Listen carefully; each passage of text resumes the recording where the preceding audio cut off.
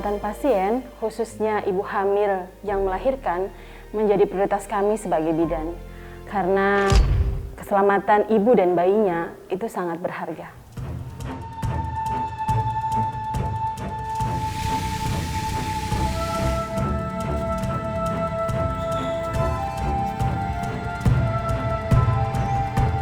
Bertarung dengan waktu, ibarat medan perjuangan yang tidak berkesudahan bagi para bidan. Sebab satu nyawa yang lahir menjadi harapan untuk bertautnya hidup.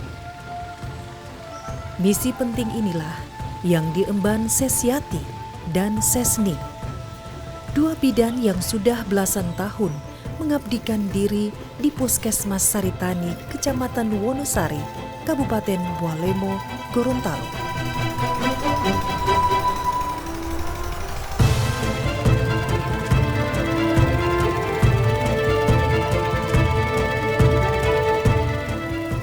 Tak terhitung lagi sudah berapa kali mereka melaksanakan misi kemanusiaan ini. Sebuah perahu milik warga membawa keduanya menuju Dusun Tamboo, sebuah dusun terpencil yang harus diakses menggunakan perahu. Desa Saritani, Kecamatan Wonosari sendiri terdiri dari 23 dusun. Sebagian dusun masih sulit dijangkau menggunakan alat transportasi umum. Hingga desa di wilayah Kabupaten Bualemo ini masuk dalam kategori desa sangat tertinggal di Provinsi Gorontalo. Aliran sungai yang membelah wilayah desa Saritani memiliki arus yang cukup deras. Ada beberapa spot yang berbahaya, terutama usai hujan deras. Jika tidak hati-hati, perahu bisa terbalik dan mengancam keselamatan nyawa. Resiko kehilangan nyawa sendiri kerap membayangi benak Sesyati dan Sesning.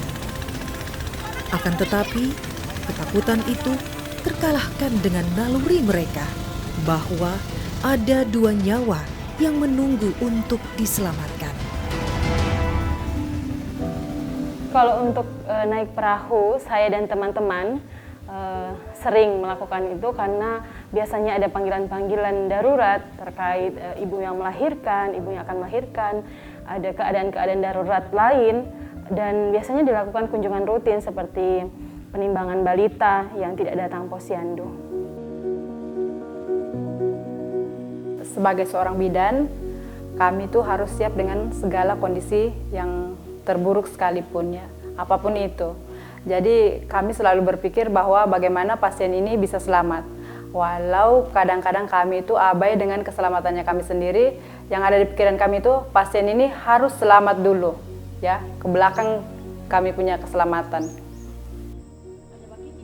Dalam kondisi darurat, seorang bidan dituntut harus mampu melakukan tindakan persalinan di tempat. Ini pula yang kerap dialami Sesyati dan Sesning. Kami baru beberapa tahun ini persalinan semua di puskesmas, tapi sebelum-sebelumnya rata-rata persalinan itu ada di rumah atau di kebun-kebun. Sangat beresiko sekali untuk ibu dan bayi melahirkan di tempat yang bukan fasilitas kesehatan. Karena nanti kalau terjadi kegawatan, baik ibu atau bayinya, kami tidak bisa menangannya secara maksimal. Yang bisa kami lakukan adalah hanya menstabilkan kondisi mereka di tempat, sehingga kami bisa memindahkan mereka ke fasilitas kesehatan seperti puskesmas atau rumah sakit. Kepala yang angkat, kepala ya. Di rumah pasien itu kan otomatis alat-alatnya tidak lengkap. Jadi sebagaimanapun caranya kita supaya pasien ini bisa kami tangani meskipun butuh waktu yang mungkin agak lama ya. Di Desa Saritani, Kecamatan Wonosari, Kabupaten Bualemo, kasus ibu melahirkan dalam kondisi darurat cukup tinggi, dengan angka 40% dari jumlah persalinan normal.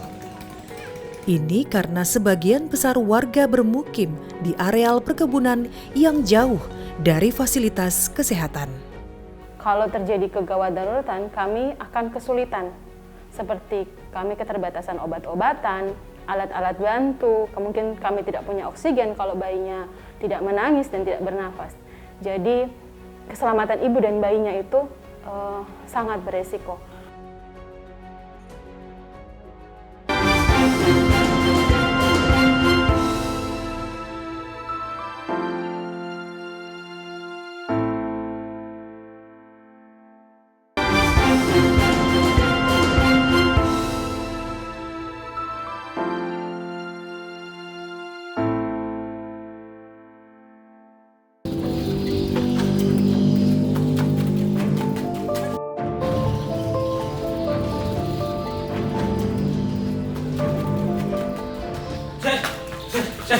Tolong ses, tolong ses, sampai istri mau melahirkan, ses. Di Pak istri siapa DP nama alamat mana? Ina, ses. Oke Alamat Pak, saya Muara mau Kopi, lapor ses. di Bidam dulu ya Pak. Ya, Tunggu ses, dulu. cepat ya, ses. Ya. Sebagai seorang bidan, tugas melayani masyarakat yang membutuhkan bantuan memang tak dibatasi waktu. Kapanpun diperlukan, kedua bidan Puskesmas Saritani ini berusaha menunaikan tugas mereka tanpa pamrih.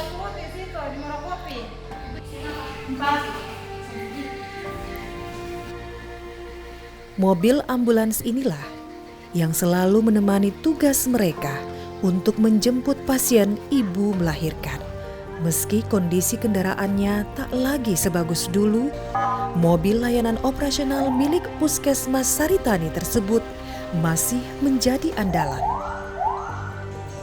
Masyarakat itu rata-rata tidak mempunyai kendaraan. Akses mereka sangat jauh untuk sampai ke puskesmas. Kami dari pendampingan perencanaan persalinan selama ibu hamil itu mendapati kendalanya adalah kendaraan. Mereka tidak punya kendaraan untuk sampai ke puskesmas. Sehingga itu puskesmas memiliki inovasi untuk memberikan layanan antar jemput khusus untuk ibu bersalin. Jadi itu biasanya kami kalau ada laporan ibu akan melahirkan di satu dusun, itu kami beberapa bidan desanya akan melakukan penjemputan langsung ke rumah pasien. Walaupun itu mau jam 1, jam 2 malam kita langsung lakukan penjemputan.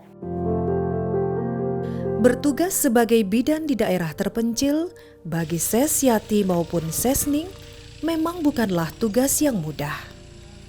Maklum, lokasi pasien yang harus mereka jangkau memiliki medan yang tak biasa, seperti di wilayah kecamatan lain.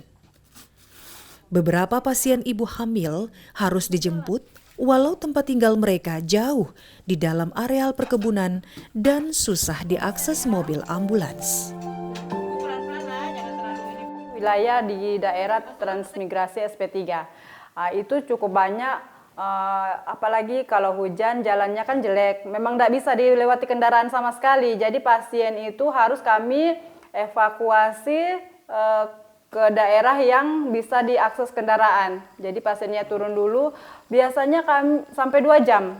Biasanya sampai 2 jam itu pasien baru bisa sampai di tempat di mana ambulans menunggu. Baru kami bawa ke puskesmas.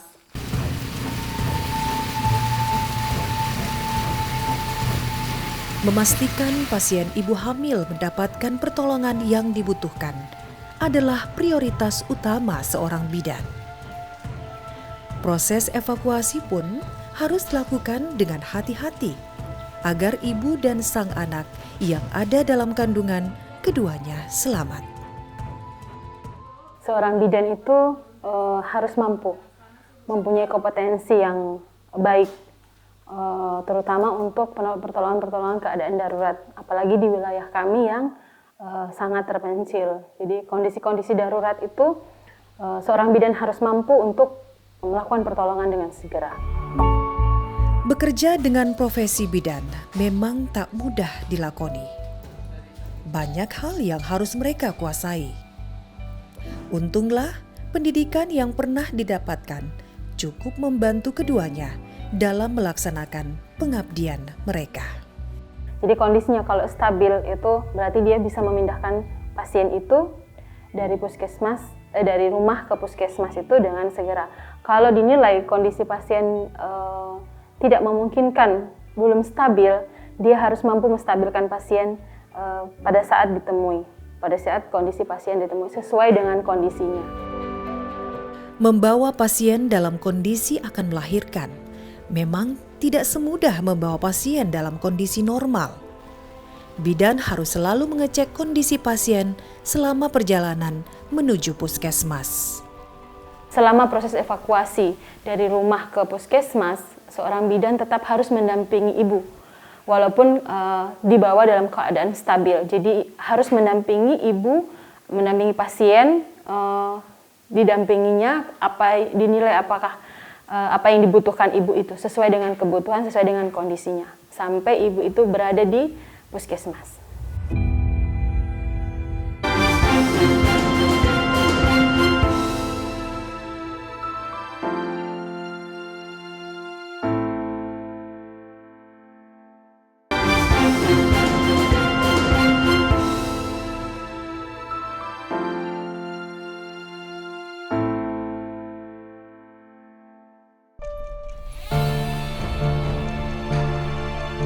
Berbeda dengan pasien biasa, ibu hamil yang akan segera melahirkan harus mendapat penanganan ekstra, mulai dari proses evakuasi hingga pasien tiba di puskesmas.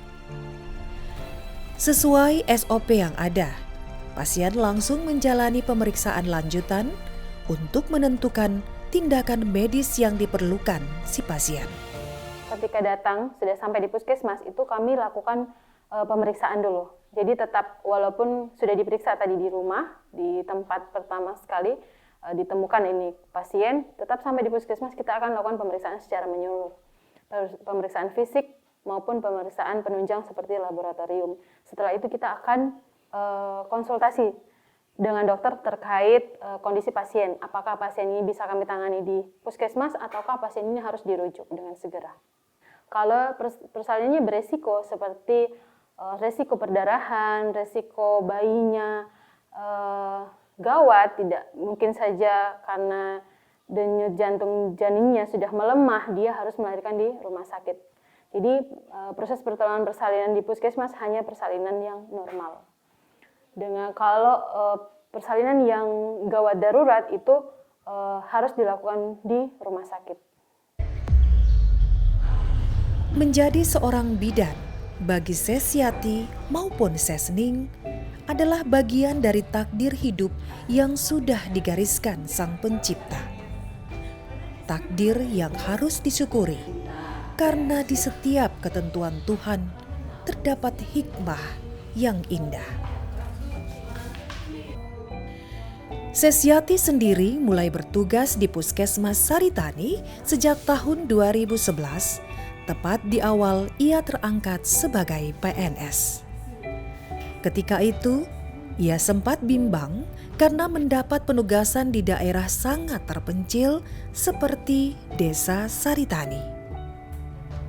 Awal dapat SPT karena waktu itu masih bujang, dan kondisi pada saat itu Saritani tidak ada listrik, tidak ada jaringan telepon. Jadi dan kebetulan tidak ada kenalan waktu itu di sini. Jadi tidak tahu kalau ada keluarga atau bagaimana.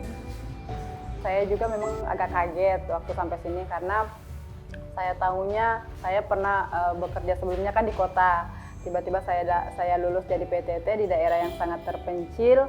Kaget ya karena memang akses untuk ke kota itu sangat jauh dan tidak ada kendaraan yang bisa dilewati ke kota seperti angkutan umum maupun kendaraan roda 2. Ada kendaraan roda 2 hanya untuk motor dinas ya, untuk kepala puskesmas dengan bidan-bidan lainnya, petugas lainnya. Tapi kalau untuk ke kota memang nggak ada. Jadi sempat juga sedih ya karena untuk kebutuhan sehari-hari itu memang sangat susah.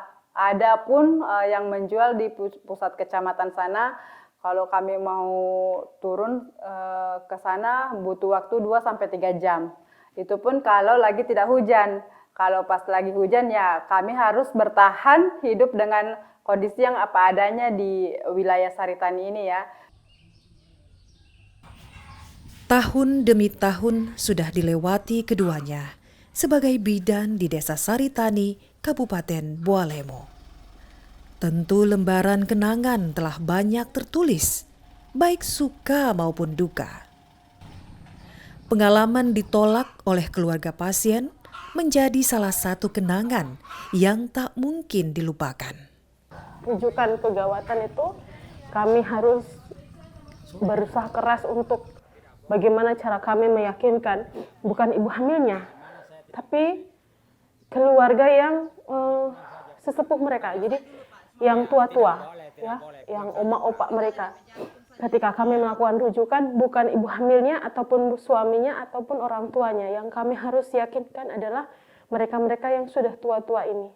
Jadi bagaimana cara, dari situ saya belajar bahwa kedekatan dengan mereka-mereka ini sangat berpengaruh besar. Kedekatan kita terhadap orang-orang tua ini sangat berpengaruh. Karena kalau anak mereka tidak mau mendapatkan pelayanan dari kami bisa langsung lewat mereka. Jadi mereka sangat mempengaruhi sekali pelayanan kami di lapangan. Sedih ya, maksudnya kenapa sih ini masyarakat kami tidak bisa, apakah informasi kami terkait kehamilan dan persalinan yang beresiko itu mereka tidak bisa terima, atau apakah kami ini tidak dipercaya oleh masyarakat untuk menolong persalinannya, sehingga pasien sendiri, keluarga pasien itu memilih untuk melahirkan anaknya di rumah saja, tidak usah dibawa ke puskesmas, padahal ini sudah sangat beresiko.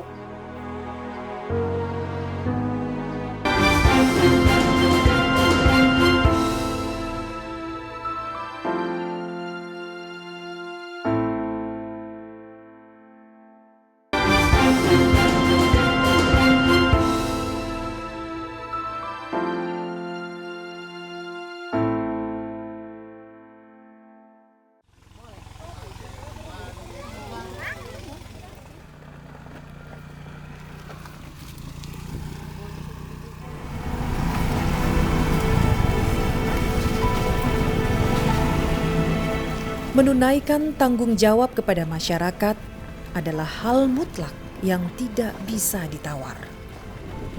Prinsip ini yang selalu dipegang Sesyati dan Sesning, dua bidan Puskesmas Saritani Kecamatan Wonosari, Kabupaten Bualemo, Gorontalo. Tak cukup membantu persalinan ibu hamil, kedua bidan ini juga rutin melakukan kunjungan ke rumah-rumah. Setelah melahirkan, kami memang ada kunjungan ibu nifas dan bayinya itu sampai 4 kali, sampai ibunya berusia 42 hari. Tapi mungkin bisa lebih sering kalau bayinya atau ibunya butuh pemantauan khusus seperti ibunya dengan darah tinggi atau dengan pasca mungkin lakukan kuretase atau manual placenta, kami mungkin lebih intens lagi melakukan kunjungan. Apalagi dengan kalau bayinya berat badan lahirnya rendah, jadi kami mungkin lebih sering lagi datang setiap 2-3 hari melakukan penimbangan pada bayi baru lahir itu tadi. Kunjungan kepada ibu nifas bagi Sesyati dan Sesning juga menjadi sebuah kesempatan berharga untuk memberi edukasi betapa pentingnya kesehatan ibu dan bayi, mengingat Desa Saritani masuk dalam wilayah dengan kasus stunting yang cukup tinggi.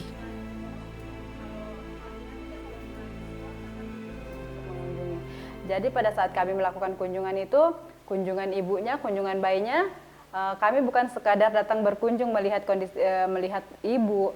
Jadi kami melakukan pemeriksaan kepada ibunya seperti apakah ibunya mengalami perdarahan, apakah robekan jalan lahirnya itu kering, apakah ibunya bisa menerima kondisinya pada saat itu setelah melahirkan, apakah keluarganya memberikan dukungan yang baik kepada ibunya seperti asupan nutrisinya, dukungan moralnya, sehingga ibunya bisa menjalani masa nifasnya dengan baik. Nah, kemudian untuk bayinya kami melakukan pemeriksaan, lihat kondisi tali pusatnya, apakah dia menyusui dengan baik, berat badannya naik. Itu bukan cuma kepada ibu dengan bayinya, tapi seluruh keluarganya kami berikan konseling. Dedikasi yang diberikan kedua bidan ini pun membuat banyak orang di Saritani salut. Bahkan mereka yang sebelumnya pernah menolak kehadiran keduanya pun perlahan bisa menerima. Pengabdian yang nyata dirasakan tanpa menuntut balasan apapun. Alhamdulillah dengan keberadaan mereka ini kan memang luar biasa orang pelayanan. Kalau memang masyarakat butuh sama mereka, sudah mereka datang. Kalau dulu itu perbedaannya jauh dengan sekarang ini. Dulu kan tidak ada bidan, masih dukun. Nah, itu di perbedaan itu masyarakat itu ibu-ibu hamil ini terlayani dengan bagus. Tuhan tak pernah ingkar dengan janjinya kepada setiap hamba yang tulus berbuat baik untuk semua. Satu persatu penghargaan pun diraih. Sesyati sendiri berhasil mendapat penghargaan sebagai salah satu bidan teladan tingkat Provinsi Gorontalo tahun 2023 lalu. Kami berharap masyarakat tetap mendapatkan pelayanan yang terbaik tanpa melihat status desa kami yang sangat terpencil. Jadi mereka tetap setara dalam mendapatkan pelayanan kesehatan. Nanti kedepannya mereka dapat mendapatkan seluruh akses pelayanan mereka itu di puskesmas. Jadi mereka semua mau datang ke kami, mendapatkan pelayanan yang terbaik yang bisa kami berikan. Masyarakat Saritani suatu saat nanti bisa lebih baik ya. Bisa ada generasi-generasi bidan selanjutnya dari masyarakat Saritani sendiri. Ya, mungkin saat ini masih SMP atau SMA. Tapi di kemudian hari mungkin ada yang dari Saritani, warga Saritani sendiri yang menjadi seorang bidan bahkan jadi seorang dokter. Supaya masyarakat di Saritani ini tidak tertinggal dan tidak jadi terpuruk seperti yang sebelum-sebelumnya.